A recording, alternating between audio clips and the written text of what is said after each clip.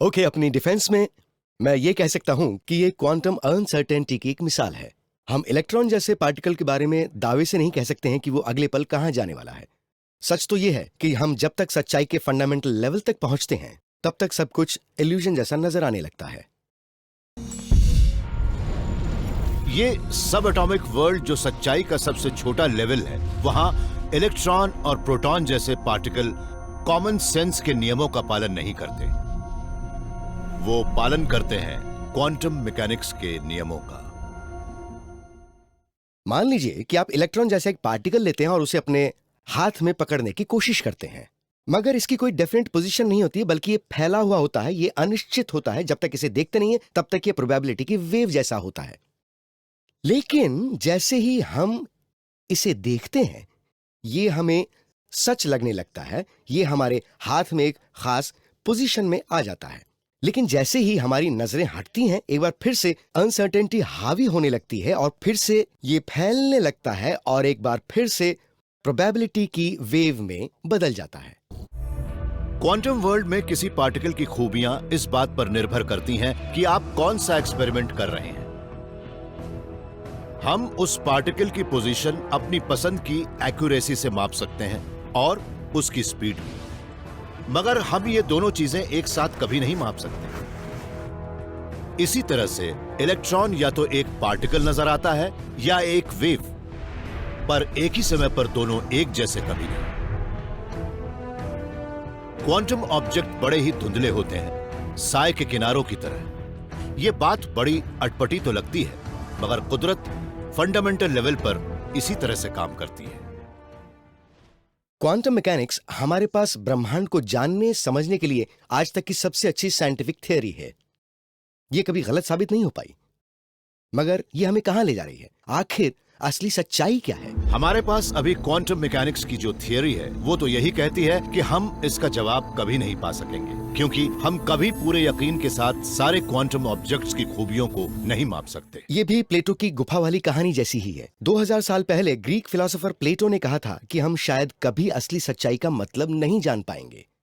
उन्होंने कहा था कि हमारी हालत तो जंजीरों में जकड़े गुफा में बंद उन कैदियों जैसी ही है जो सिर्फ दीवार को देख सकते हैं। उन कैदियों के पीछे दूर कहीं आग जल रही है जिससे दीवार पर उनके साए बन रहे हैं। जिंदगी के वो साए बताते हैं कि जेल में क्या हो रहा है, मगर वो कभी साकार नहीं हो पाते, वो सिर्फ साए ही देख सकते हैं। कुछ दिनों बाद उन्हें भी लगने लगता है कि सच्चाई तो 2 डिमेंशनल उछलने वाली तस्वीरें ही है। वो किसी भी तरह से अपने पीछे मौजूद इस खूबसूरत रंग बिरंगी 3 डिमेंशनल दुनिया को नहीं देख सकते हैं। ये भी काफी हद तक क्वांटम मैकेनिक्स जैसा ही है। हम कभी भी क्वांटम वेव के बारे में सब कुछ नहीं जान सकते, हम कभी उसके अंदर की सारी जानकारी को नहीं माप सकते। हम सिर्फ उससे निकलने वाले सायों को ही देख सकते हैं जो हमारे लिए असली सच्चाई है। डेविड कहते हैं कि सच्चाई शायद इससे भी ज्यादा चौंकाने वाली है। दीवार पर बनने वाले वो साए ही असली सच्चाई हो सकते हैं। यही है होलोग्राफिक प्रिंसिपल का आधार। मैथमेटिशियंस ने एक ब्लैक होल से मिलने वाली जानकारियों का हिसाब लगाने की कोशिश की थी। उन्होंने देखा कि उसकी मात्रा उसके सरफेस एरिया की प्रोपोर्शनल है, उसके वॉल्यूम की नहीं। उनका कहना था कि अगर एक ब्लैक होल के साथ ऐसा हो सकता है तो वही बात शायद अंतरिक्ष की दूसरी जगहों पर भी लागू होती हो सकता है कि अभी हम सभी एक ब्लैक होल के अंदर हों और हमें यह बात मालूम भी ना हो सकता है कि सच्चाई 2 डायमेंशनल ही हो। चलिए मान लेते हैं कि ब्रह्मांड में मौजूद हर चीज अपने आप में जानकारी है, जैसे कि दीवार पर रखी इन किताबों में लिखी जानकारियां हैं। जब किताबें इस तरह से रखी रहती हैं तब ये 2 डिमेंशनल नजर आती हैं, मगर जब मैं इन्हें निकालकर खोलता हूं तब ये 3 डिमेंशनल दिखने लगती हैं। जानकारी 3 डिमेंशनल होती है। होलोग्राफिक प्रिंसिपल कहता है कि ये एक भ्रम है। सिर्फ यही नहीं, बल्कि मैं, आप, पृथ्वी, तारे, ब्रह्मांड, सब कुछ जो भी 3 डिमेंशनल है वो असल में एक इल्यूजन है। असली सच्चाई सिर्फ दीवार पर रखी किताबें हैं। सच्चाई सिर्फ 2 डिमेंशन में ही होती है।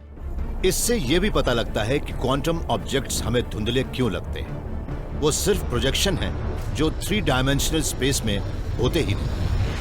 हमें तो यही लगता है कि ये 3 डिमेंशनल दुनिया असल में ब्रह्मांड में किसी जगह से होने वाला एक प्रोजेक्शन है, जिससे वो अंतरिक्ष बना है, जिसे हम देख पा रहे हैं। ऐसा लगता है कि प्लेटो के वो कैदी शायद सही थे, वो साए सच्चाई थी, उनके पीछे जो कुछ भी था वो सिर्फ इल्यूजन था। अभी दावे से यह बात नहीं कही जा सकती कि होलोग्राफिक प्रिंसिपल असल में सच्चाई का एक जेन्युइन डिस्क्रिप्शन है या वो थियोरेटिकल फिजिसिस्ट का एक शेयर्ड डिल्यूजन है। मगर क्वांटम वियर्डनेस का एक और एक्सप्लेनेशन हो सकता है। अगर ये मान लिया जाए कि सच्चाई इसलिए धूमिल दिखती है कि वो कभी थी ही नहीं, तो कुछ साइंटिस्ट्स मानते हैं कि हमारी सच्चाई असल में जानबूझकर बनाई गई एक इल्यूजन हो सकती है। साइंस के टूल्स की मदद से हम आज रचना के विशाल ढांचे की झलक देख सकते हैं, मगर बहुत सी चीजों को हम नहीं देख सकते। आखिर सच का पता लगाना इतना मुश्किल क्यों है? शायद इस वजह से कि हम जिस ब्रह्मांड में रहते हैं वो एक बहुत बड़ी सच्चाई का छोटा सा हिस्सा है, और हम शायद हो सकता है कि सपनों की दुनिया में रह रहे हों।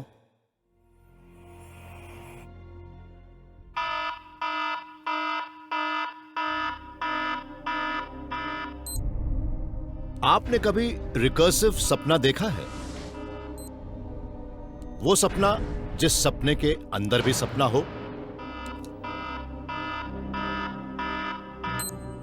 यान वेस्टरहॉफ ने देखा है। वो तो यही मानते हैं कि वो शायद अभी भी सपना देख रहे हैं, या आप शायद ये सब कुछ सपने में देख रहे हैं। आप ये कैसे कह सकते हैं कि आज सुबह जागने के बाद आप सचमुच जागे थे? हो सकता है कि आप किसी और सपने में जागे हों। हमें इस बात की फिक्र इसलिए करनी चाहिए क्योंकि हो सकता है कि हम अभी भी एक सपना ही देख रहे हों। चलिए हिसाब लगाते हैं। यान का कहना है कि ज्यादातर लोग दिन में 8 घंटे सोते हैं और 16 घंटे जागते हैं। सोते वक्त करीब 20% नींद REM की होती है जब हम सपने देखते हैं। 8 घंटे का 20% मतलब 1.6 घंटा। हम जानते हैं कि हो सकता है कि आप अभी भी सपना ही देख रहे हो, और इस बात की संभावना 10% की है। ये भी कम नहीं है। यान ये नहीं मानते कि वो सपनों की दुनिया में रहते हैं, मगर इंग्लैंड के डरहम यूनिवर्सिटी के फिलोसोफर के तौर पर इनका काम ही है ये सवाल उठाना कि जो कुछ भी है वैसा कैसे है। आंकड़े जो भी कहते हो, पर तर्क तो यही कहता है कि आप शायद सो ही नहीं रहे। अगर ये सपनों की दुनिया होती तो हम सच्चाई के नियमों से कैसे बंधे होते? तब आग उगलने वाले ड्रैगन लंदन शहर में तबाही क्यों नहीं मचा रहे होते?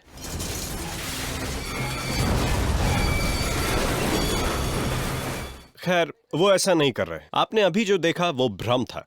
सच्चाई तो कुछ बड़े ही सख्त नियमों पर चलती है, भले ही वो क्वांटम लेवल पर थोड़ी धूमिल हो जाती है। इसकी क्या वजह हो सकती है? शायद हम उस सिमुलेशन में रह रहे हैं जिसे एक बहुत बड़ी सच्चाई ने बनाया है।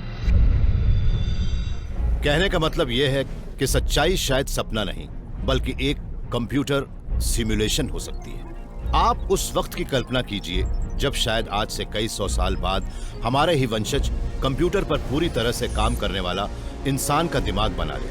उन सिमुलेटेड दिमागों को कंप्यूटर सिमुलेटेड दुनियाओं में रखा जाएगा और शायद अतीत को भी फिर से बनाया जाएगा। उन्हें शायद पता भी न लगे कि वो असली नहीं है, और अगर ऐसा पहले ही हो चुका हो तो हम ये कैसे कह सकते हैं कि हम जिस दुनिया में हैं वो वाकई असली है, वो एक रीरन नहीं है? और कहीं ऐसा तो नहीं कि हमारे अतीत में कोई ऐसी अनोखी घटना हुई हो जिससे सिर्फ ये देखने के लिए सब कुछ बदल गया हो कि उसका अंजाम क्या होता है? आप माने या ना माने, पर ऐसा हो सकता है कि हम असल में एक विशाल सिमुलेशन का हिस्सा हों। मिसाल के तौर पर आप मान लीजिए कि मैंने एक डेली प्रिंट खरीदा। मुझे ये बहुत पसंद आया क्योंकि मुझे घड़ियों को पिघलाने में मजा आता है। अब एक्सपर्ट्स के मुताबिक समस्या ये है कि बाजार में बिकने वाले 90% डेली प्रिंट नकली होते हैं, इसलिए इस बात की संभावना 0.9 है कि मैंने भी एक नकल ही खरीदी हो। क्या यह नहीं हो सकता कि हमारी दुनिया ही नकली हो?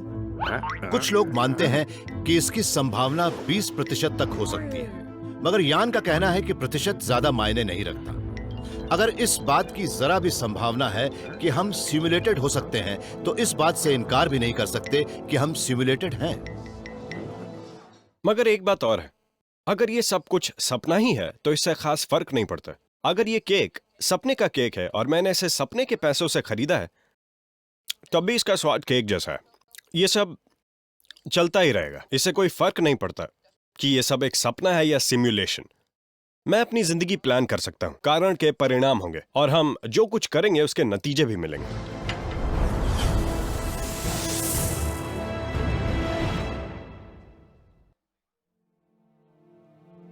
क्या सच्चाई असली है?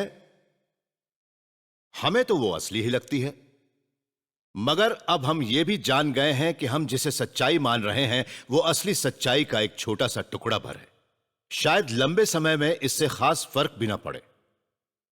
ज्यादा अहम तो यह है कि हम सच जानते हैं। फिलोसोफर किंग मार्कस ऑरेलियस ने 2000 साल पहले लिखा भी था, ब्रह्मांड निरंतर बदलता है, हमारी जिंदगी वही होगी जो हमारी सोच उसे बनाती है।